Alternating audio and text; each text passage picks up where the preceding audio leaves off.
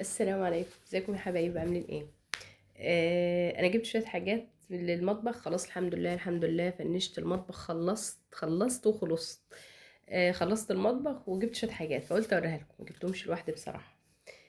رحت انا وايمان صاحبتي، رحنا جبناهم. ما شاء الله عليها، يعني ما شاء الله اللهم بارك، شطوره في في الشراء والبيع وكده يعني. المهم جبنا شويه الحاجات دولت، نزلت انا وهي بالليل جبنا شويه الحاجات دول. قلت اغير، يعني كان في حاجات نفسي اجيبها من زمان بصراحه يعني المجات اللي فاتت دي، بناتي كانوا عايزينهم نفسهم فيهم، هما طالعين من زمان ترند، بس بناتي كان نفسهم فيهم. جبت اتنين وابني اختار اللي هو التاني ده. وجبت بقى المبخره دي، انا وصيت اخويا يجيب لي واحده كبيره شويه. لفيت بصراحه البلد هنا عندنا بحالها ما لقيتش اكبر من دي. فلقيتها كيوته كده وحلوه، فجبتها ب 100 جنيه بقى. يعني ممكن نكون انا انغلبت فيها. واللهم صل على سيدنا محمد صلى الله عليه وسلم. وجبت ايه تاني؟ وجبت المجات طبعا. الشتا داخل شتا، يعني سحلب وكاكاو وحاجات سخنة. فكنت عايزة مجات اصغر من دول شوية، ما لقيتش. يعني كنت عايزة اصغر من دول سيكة، بس قلت مش مشكلة، ما املاهمش للاخر. جبت التلاتة ب80، جبت ست. يعني 80 160. جبت 6 من دول. وجبت بقى الشلالات واللي هتشوفوه في الشلالات النهارده. طبعا الليفه بتاعت المعين باظوا من المطبخ، فجبت دول. جبت اتنين، الواحد من دول ب45 جنيه. ايه حكايه ال45 النهارده؟ على فكره انا جبت كذا حاجه ب45 جنيه. مش عارفه بقى جت صدفه ولا ايه. احنا جبنا، يعني انا جبتهم كذا محل كانوا عاملين عروضات وكده، يعني في كان عامل عروضات وفي كان فاتح جديد، يعني جبنا الاتنين. المهم جبت اتنين، يعني قلت واحد احطه اسمهم ايه، المواسير بتوع السخان، عشان دخلت سخان المطبخ. والتاني بقى اعمل بيه اي حاجة كده في المطبخ. جبت بقى الطقم الشاي والقهوة ده، كان نفسي فيه بصراحة. هو طالع من زمان برضه يا بنات، بس بصراحة يعني انا كنت ناوية نجيبه من زمان وكان نفسي فيه، فجبته. كان سعره عامل 550 اول ما قال، يعني تنينا من هنا لهنا. جبناه ب450. فزي ما قلت لكم بقى، ايمن ما شاء الله عليها شاطره في الشرايه وكده. اما بالنسبه ايه تاني يا ربي؟ جبت ايه تاني؟ شكله كيوت عاجبني. لا اله الا انت سبحانك اني كنت من الظالمين. اللهم صل على سيدنا محمد وعلى اله وصحبه وسلم تسليما كثيرا. جبت بقى ده كمان للملح. ما كانش عندي برطمان ملح، او كان عندي برطمان تاني حطيت فيه حاجات تانية، وقلت اخلي ده اجيب ده للملح. طبعا بنوتي ما كانتش عايزة تخليه الملح، فقالت لي لا ده خليه مش عارف من هنا لهنا، يعني خدت المعلقه وسابتهولي. برضو كان ب45 جنيه. ودول كان نازل عليهم عروضات الواحدة ب45. كنت جايبة 3. قلت واحدة للزيت وواحدة لزيت الزيتون وواحدة للخل. فيهم واحدة لقيتها مخربشة، فروحت ارجعها تاني يوم. قال لي ده كان عرض والله وما فيش، دي اخر واحدة. فالمهم اخدها يعني، واخدت فلوسي. بتاع الخشب دي بقى جيت ايمان جابتها ببلاش. هقول لكم حكايتها بس بعد ما اخلص معاكم. المهم يعني ان احنا اخدناها من غير فلوس. ايه تاني؟ ايه تاني جبته؟ جبت بقى شوية الورد دولت. جبت دي ب95. 95. وجبت اللهم صل على سيدنا محمد الواحدة من دول ب25 جنيه. برضو قلت يعني حقيقة، تصدقوا بنات عطوا روح للمطبخ. يعني حسيت ان حاجات، يعني حاجات بسيطة بس عطت روح للمطبخ ما شاء الله. لا، رميت الليفة بقى التانية دي، وجيت اغسلهم، باغسل الحاجات بتاعة الشاي والزيت. يا سبحان الله، زي ما تقول مش عايزين نغير، فالمية قطعت، فقلت لهم اقسم بالله لا غسلاكوا، هغسلكوا. غسلتهم من الفلتر. المهم يعني ايه، قلت اصل انا خلاص يعني طلعت الحاجة عشان اوريها لكم واحط فيها. فلقيت المية قطعت، قلت لها لا، وعلى ايه؟ الفلتر شغال. ف وشغلت الموتور برضو، ما جابتش، مع انها غريبة انها بتقطع، يعني مش بتقطع عندنا كتير يعني، او ساعات مش بتقطع. مش عارفة هي جت النهاردة معايا كده. المهم يعني غسلتهم في الفلتر هنا، ونشفتهم بقى وعبيت فيهم. احكي لكم بقى حكايه الحامل الخشب ده، اقول لكم عليه. ايمان قالت له عايزين حاجه نحط عليها الازاز، عليهم الازاز الخل والحاجات دي.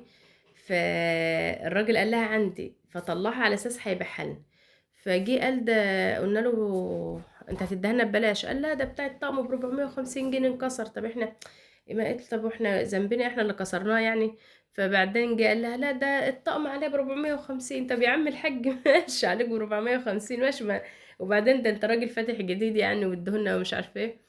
المهم واحد صاحبه في المحل او صاحب المحل التاني يعني قال لا خده خلاص مش من غير فلوس. بس يعني ضحكنا ياما بصراحة ان هو انت مش احنا اللي كسرنا الطقم يا عم وبعدين انت كده كده رميه يعني. المهم جيت بقى نعلقه. تعالوا بقى في الشلالات دي. شايفين الشلال اللي نزل ده اتركب ونزل 3 4 مرات. وفي الاخر الفيديو الجاي ان شاء الله هتشوفوه بشكل تاني خالص. ف معرفش ركبته انا وبنوتي. يعني بنوتي جت عملت معايا هنا اللي هي في ثانويه. نشيله ونحطه في اللي هو اللي هو البتاع مش عارفين نودوه فين اصلا يعني. المهم عبينا الزيت والخل انا وهي هنا. ويعني احنا جينا في شويه في الديكورات دي بصراحه يا بنات اللي هو ايه نشيله ونحطه ونرجعه تاني ونحطه تاني فاهمين اللي هو. بس انتوا قولوا لي رايكم يعني هو كده حلو ولا نرجعوه زي ما هتشوفوا المنظر التاني نبقى نرجعوه زي ما كان يعني. لا اله الا انت سبحانك اني كنت من الظالمين. لا اله الا الله. صلوا على رسول الله. اللهم صل على سيدنا محمد وعلى اله وصحبه وسلم. خدت الميزانه دي بقى حطيتها هناك مع الدقيق والدقيق والرز. انا عامله ضرفه للدقيق والرز. ايه تاني في متابعه على فكره قالت لي بيوريني اسمها مش عارفه اسمها ايه. المهم بصوا حطيت هنا بحط شيل وحط شيل وحط. المهم استقرينا على كده. السنه بعديه بقى هيحصل حاجه تانية بس لما نيجي نحط الملح. المهم انا حطينا المجات برضو. طبعا المجات دي احنا شفناها على يعني انا شوف في كذا فيديو كنت بشوفها محطوطه كده ما عملناش جديد يعني. إيه لا اله الا الله. المهم في متابعه قالت لي بيوريني تفاصيل المطبخ. فانا لفيت في الاخر كده لفه بسيطه كده لفيته كله. بص حطيت الملح تاني مع الخل والزيت والاخر رجعت الورد تاني. هنا بقى حطيت حطيت طقم المجات حطيته فوق. قلت مش مشكله اغسله بقى اما اجي استعمله بقى اغسله عشان الميه كانت قاطعه بصراحه. الشلال التاني بقى بقينا محتارين نحطه فين. رسينا انا كنت جايباه هنا.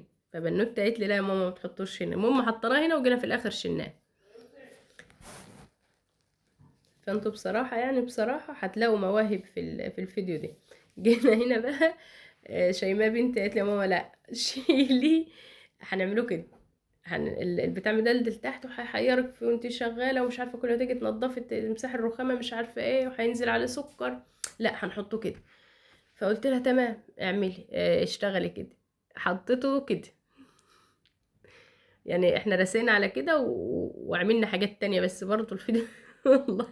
هي بصوا المهم يعني خلصت بقى هنا وفرشت. وكان متابعة زي ما قلت لكم كانت قايله لي بيوريني تفاصيل المطبخ. هنا الضرفه الكبيره يا بنات اول ما بخش كده على يميني وحطيت فوق الزيت. وهنا الضرفه حاطه فيها الحاجات بتاعه الخبيز والحاجات دي يعني.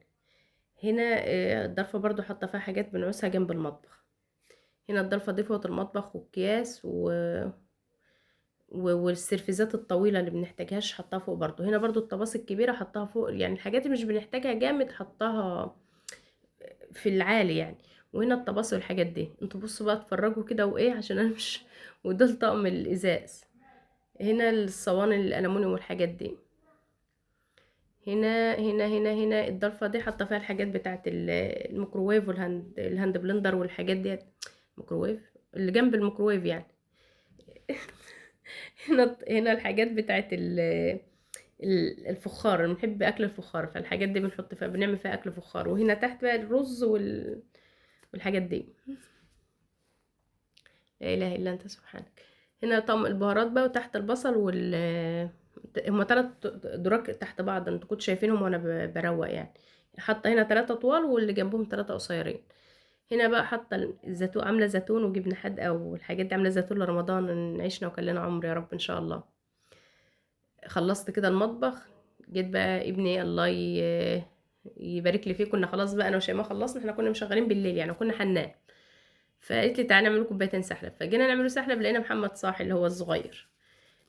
محمد ابني مدمن قهوه بلبن. هتقولوا لي غلط عليه، هقول لكم هو بيحب مرضاش يشرب معانا سحلب، وقال لك لا انا هنشرب قهوه.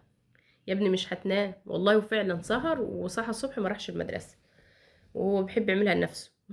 هو بيحب يعكعك يعني. فدخل عملها، وعملنا كوبايتين سحلب انا وشيماء. خلاص بقى خلصنا، هي كانت بتذاكر يعني، كانت سهرانه بتذاكر يعني. ربنا يا رب يكرمها ويكرم بناتكم اللهم امين، ويكرم كل من كان. ويا رب يجيبوا المجموع اللي نفسهم فيه واكتر كمان. عملنا بقى كوبايتين السحلب، هي سهرت كملت مذاكره بالكوبايه السحلب بتاعتها، وانا قعدت انا ومحمد بقى ايه في الصاله يعني. قعدنا بقى نتسهر شويه وكل واحد دخل نام مكانه. هنا السحلب، احنا سحلب يعني سوداني بنحب يعني كان كده ما كترناش السودان عشان محمد كان عايش في السودان ياكله. وما تنسوش يا بنات لايك واشتراك في القناه ويا رب الفيديو يكون عجبكم، وهتوحشوني الفيديو الجاي. مع السلامه.